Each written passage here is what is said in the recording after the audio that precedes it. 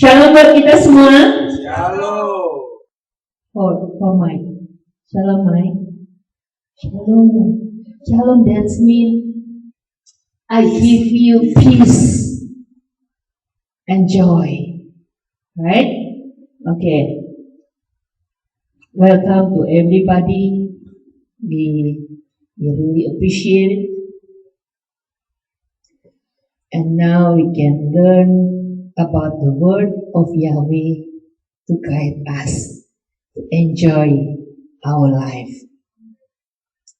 Please, Bella or Papa Olwan can translate to Mike so Mike can enjoy what I see, what I tell, this learning about Yahweh word. Mari kita buka Yeremia 10 ayat yang pertama sampai yang ke-25. Kita akan teruskan pengajaran sahabat-sahabat yang lalu.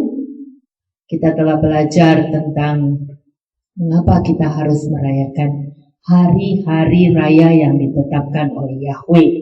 Ya, kembali lagi ke Imamat 23 ayat 1 sampai 44. Dan perayaan yang baru kita lakukan adalah perayaan Pondok Daun. Ya, pada perayaan ini kitab suci mencatat Yahweh Juru Selamat kita telah lahir dan menamakan dirinya Yesua. Ya, yang artinya Yahweh Sua. Sua itu artinya selamat. Jadi Yesua itu artinya Yahweh Juru Selamat. Itu telah dicatat di dalam Matius 1 ayat 21 dan diteguhkan pada Lukas 2 ayat 21 dan diteguhkan lagi oleh Yesua pada Yohanes 5 ayat 43. Ya, ayat-ayat ini menolong saya dan saudara untuk mengidentifikasikan siapa dia Juru Selamat yang datang di dalam nama Yahweh. Ya, nggak ada perayaan Natal 25 Desember. Buang itu, karena itu tidak bersumber dari pengajaran Tuhan yang satu-satunya yang kita sembah di dalam Yesua HaMasiah. Saudara, pada pagi ini kita akan belajar.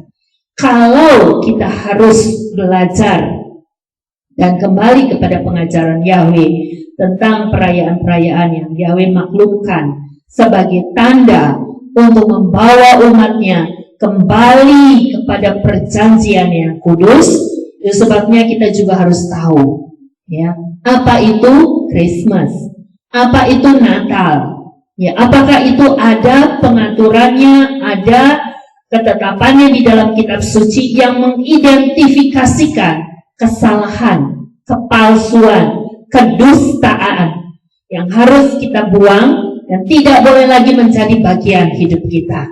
Mari buka Yeremia 10 ayat 1 sampai 25. Kita akan baca ini dan kita biarkan Roh Kudus mengajar kita, ya, menyadarkan kita sehingga kita tidak hanya mengerti, tapi kita mempunyai dasar Alkitabiah, dasar iman, dasar firman untuk kita beritakan kepada jiwa-jiwa yang Yahweh hantarkan untuk kita kasihi. Saudara, mari kita baca bersama-sama Jeremiah 10 verse 1 to 25. Jeremiah 10 ayat 1 sampai 25.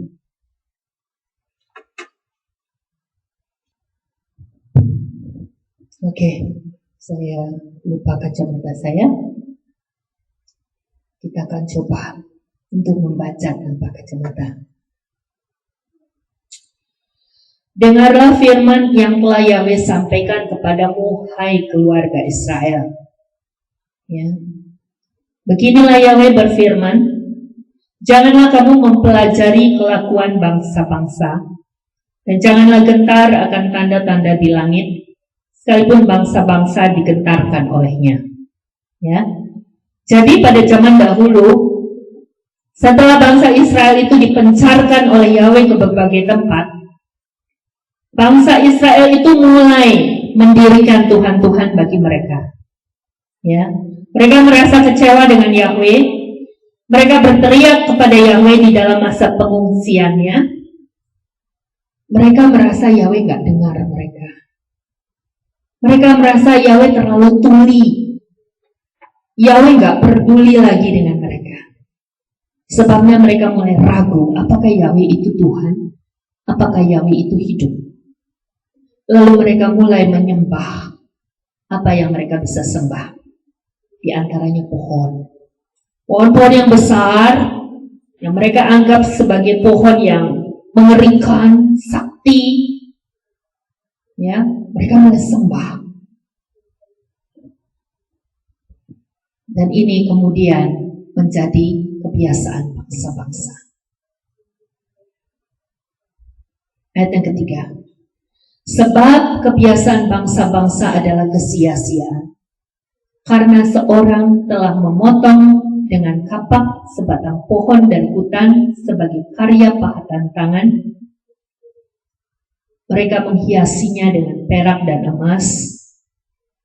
Mereka menguatkannya dengan paku dan palu sehingga tidak goyah. Mereka seperti orang-orangan di kebun mentimun, dan mereka tidak dapat berbicara. Sungguh harus diangkat karena tidak dapat berjalan. Jangan takut kepada mereka, karena mereka tidak dapat berbuat jahat maupun berbuat baik. Saya dengar baik-baik. Saudara perhatikan pada saat Christmas berlangsung, Natal berlangsung, orang sibuk untuk mendirikan pohon-pohon. Mereka ambil dari pohon-pohon pinus, dari hutan-hutan pinus, pohon-pohon yang besar, yang tinggi, yang rimbun. Mereka mulai hiasi, saudara, dengan emas dan perak, pernik-pernik, ya. Mereka mulai menyembah pohon-pohon itu. Mereka mulai mendirikan itu sebagai satu tonggak, di mana mereka dapat melihat Tuhan yang tersembunyi menurut mereka. Dan ini semakin hari dipudarkan. Banyak orang mengaku percaya kembali kepada Tuhan yang benar yang diberitakan oleh rasul-rasul, tapi mereka belum bisa meninggalkan ini karena fun. Bapak-bapak gereja mengatakan, oh itu gak apa-apa, yang penting hatimu terpaut kepada Tuhan. Itu hanya sebagian culture, budaya, kultur. Saudara dengan baik-baik pelajaran pada pagi ini. Yahweh berkata, jangan takut kepada mereka. Karena mereka tidak dapat berbuat jahat maupun berbuat baik. Berapa banyak orang percaya, tahu yang benar, tapi gak berani untuk mengikutinya. Bahkan mereka bilang, aduh, kita udah bertahun-tahun loh, iman kita dipatok di sini. Nanti kalau kita tinggalin itu gimana? Kita belum tahu yang benarnya gimana. Soalnya dengan baik-baik.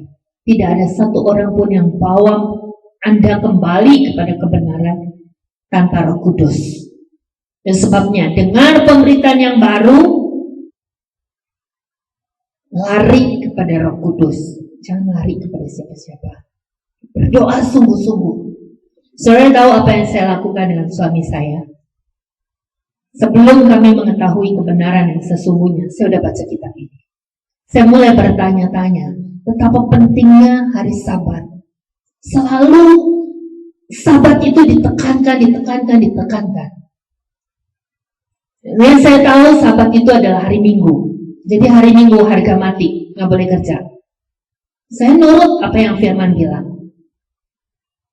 Satu kali suami saya di New York City, kami lagi benar-benar susah, saudara, cari kerja. Suami saya dapat kerja yang hari Jumat Agung itu harus masuk. Kalau nggak masuk pada hari itu nggak jadi dapat kerja. Suami saya tanya sama saya bilang enggak.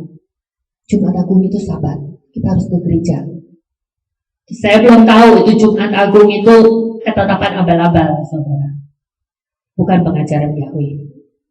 Tapi yang saya tahu menurut pengajaran yang saya ketahui sebelumnya, hari Minggu, hari Jumat Agung, hari Natal, ya, dan hari-hari yang lain, kita nggak boleh kerja, saudara. Harus hormati itu.